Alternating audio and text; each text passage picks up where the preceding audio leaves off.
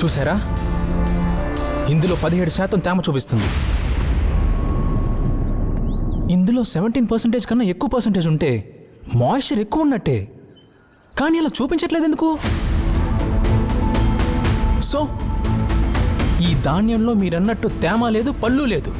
అయినా కానీ అమాయకులైన చదువులేని రైతుల దగ్గర క్వాలిటీ లేదని, గిట్టుబాటు ధర పలకట్లేదని, ధాన్యం కొనలేమని అన్యాయంగా ఈ మిషన్లతో తప్పుడు లెక్కలు చెప్పి అమాయకులైన రైతుల దగ్గర తక్కువ రేటుకి ధాన్యం కొని మీరెక్కువ లాభాలు కమ్ముకుంటున్నారా? అయినా మీ లెక్క ప్రకారం 1% నాణ్యత తక్కువ ఉంటే ఉండొచ్చు. ఈ విత్తనాల ప్యాకెట్ మీరే కదా అమ్మింది?